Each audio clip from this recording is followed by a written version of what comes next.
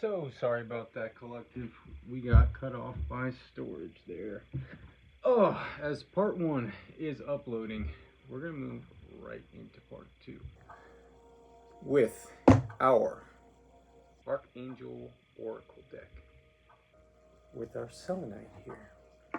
This is Spirit Quartz or Cactus. I'm sorry, Spirit Amethyst or Cactus Amethyst. It is very pretty. I'm not sure if the camera will do it justice, but it is one of my favorite crystals and is associated with crown protection. Just so you know, selenite is clearing, blocking, warding, uh, black jade, black magic defense, as well as pretty grounding and earthy. We're gonna get one card in our little card coconut top holster there, which is not sold in stores, as you might expect. And that is definitely me tooting my own horn there.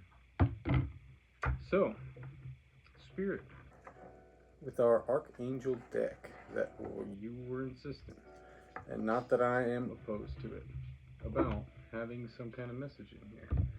Hope at the bottom, so maybe that's relevant. Someone may be gaining hope. There she is. But I'm an ornery, stubborn tarot reader, and with all of the archangels in this deck in question, and our channel's bias towards preference of Archangel Michael, it's only fair that we make Spirit kick one out for our message here. Okay, I'm taking our flipped over one. Archangel Raphael. The clarity of vision. Be willing to see things differently to initiate healing and experience without wholeness. Someone may be facing some illusions, as well as clearing out some of what's going on. Yeah, trust the unfolding. This was the one that kicked out Archangel Jophiel. There's no wrong path, only the choices that take you closer to or further from love. And this has to do with love and trusting yourself and trusting your intuition and working through your spiritual practices and hygiene.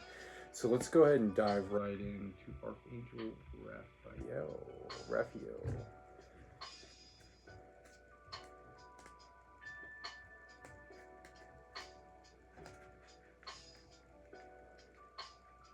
There's a story, hopefully I get prompted and reminded of, about the deck and the rose quartz there.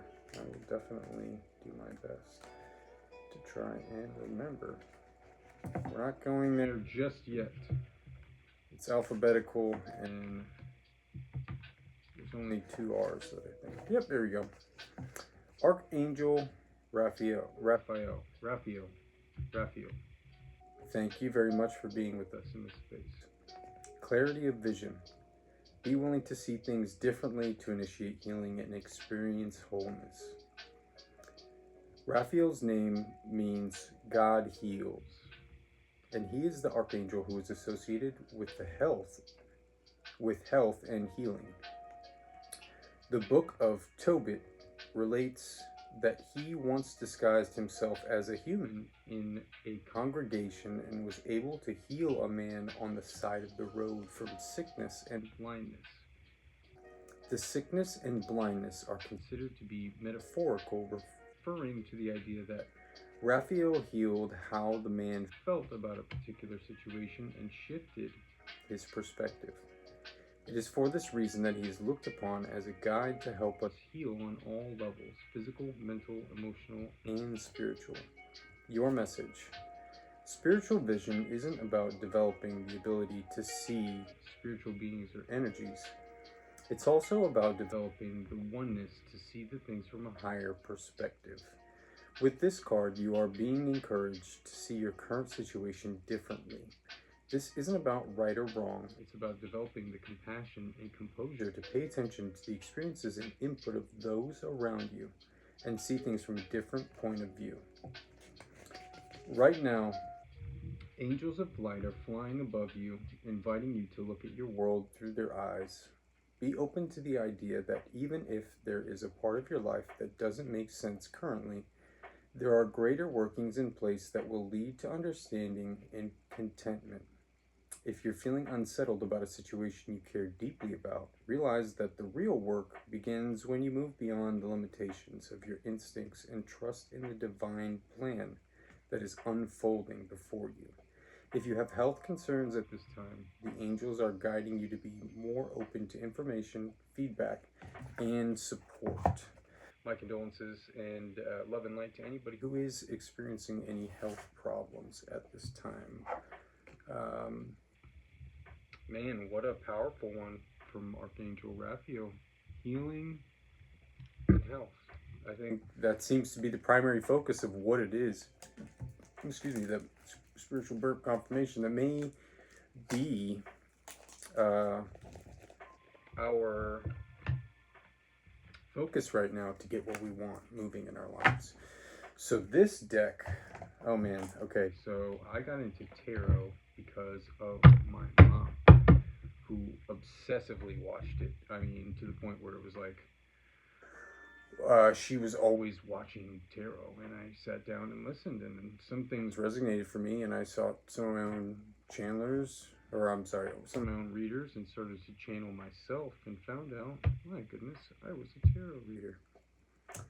It was a couple of years ago, and I've listened to a lot of channels, spent a lot of time meditating, probably not as much as I, or anyone really should spend time meditating, excuse me. But I printed this out myself, yeah. Seven of Pentacles. At a time where, you know what, Spirit, I'll let you do a little talking. Could you show the collective my energy at the time of creation of this deck? Yes, it was. I knew the tower was going to come out. If you're a tarot reader and you know, you know. But I was in the Three of Wands, right? Contemplating some kind of journey, dealing with all kinds of illusion, mental magic, karmic BS that was thrown my way, heartbreak, betrayal. I was definitely in a tower situation with people who were in my life. Any other energy that's relevant at that time, Spirit, that we can show the collective. Yeah, Seven of Cups flashing, but that was more of like the introduction to tarot and divination. But man, it just popped out right on me. There was definitely a tower moment. There was definitely there's tower. It was scary, okay, but I wasn't necessarily scared all the way. Yeah, so the Seven of Cups somehow kicking back out on me.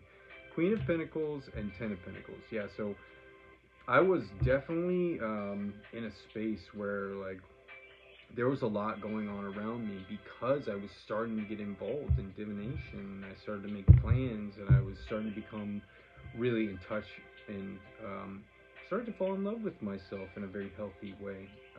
And that may be relevant to somebody, especially with the message that's out there, as well as the rose quartz. This is the first crystal that I ever connected with. And if you've never connected with crystals, I'd invite you to try, but you also have to remember that like material matter realm of this world is energy before it's matter, so all matter to some degree, if you're able to commune with it, has a level of consciousness, or that it provides a window or gateway into consciousness that resonates in different dimensions and lives on different frequencies than we normally do, and this can help you attune to it if you're able to.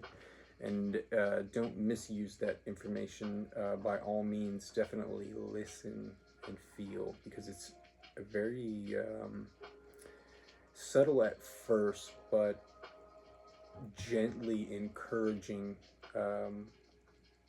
way of going about asking questions, as opposed to asking, Google about something emotionally that it probably couldn't process for you somehow, some way. Some crystals that you connect you with either angelic beings, or you guides, your ancestors, or help attune you into a space where you can reach within yourself. And all of those are different, and there's a wide variety of crystals that you could make available to your use with such of those things. But it's kind of unprecedented in a way where those who've experienced it, like, no, undoubtedly, like, yeah, it's life changing. But those who don't and are skeptical are falling privy to this manifestation loop of creating their own lack in a term or a sense that they're asking the universe to deny them of the mysticism of their claim. And if you submit or surrender to it, man, it is very different. But that rose quartz crystal and this card deck, as you can see, it has no back, so I printed this out and laminated it myself. Yeah, the star. Just out of curiosity, yeah, the Hierophant, the star and the Hierophant. I printed this out. There's no contamination of energy within this deck, which is also another thing that you might want to, if you're a reader, if you're not cleansing your decks, you definitely want to do that and keep up good practice. It just may be redundant for you to hear here and there, but don't let your ego get in the way of good practice. This one's hanging out. Yeah, Nine of Pentacles. Like, when I was in this energy, all of this was underneath. You know, this was more of like experiencing the surface level of observing my life. It looked like I was going through all this, but internally, because I was working the spirit, you know, I was developing this intuition. I was communicating. I was being, you know, absolutely blown away, and I was very creative and inventive at the time. So thank you, Spirit. That is such an accurate assessment of my energy at that time. But I know this initial spread was coming out, and it definitely tickled me. So hopefully you at home maybe can understand a little bit more about like what tarot is. What is it? Now, if someone's kind of really holding on to the clinging to the skepticism, it's divination. It functions off the principle of quantum entanglement. Energy itself has safe states. You could see an example of this in water, having like there's 7 different memory safe states or something like that. That may be quantum inflections of different states of matter within its connection to the quantum realm, which is more like a rear end backwards way of describing it, because it's more like the quantum realm is more dimensionally expansive in its range and would probably encompass this reality and this universe and others, as opposed to like juxtaposing the polar opposite of the way that would normally be described the way I just did, which is how most people understand it. But it's more like it all comes from higher places, as above, so below, and then it's created in our realm and dimension. I think we've run out of decks with messages. Thank you so much for watching. I hope you had an amazing time. It was amazing for me, Spirit. Thank you again. You are doing a wonderful job of making a tarot reader out of me yet. So, hopefully you're focusing a little bit on some healing and health and having fun in the process, because ultimately we are letting go of some things that no longer serve us to make room for things that will. So, good luck to you out there in your healing journey. Take your time with it, and until next time, I hope you're well. And here I gotta scramble after that great closer. Oh. See you, Collective.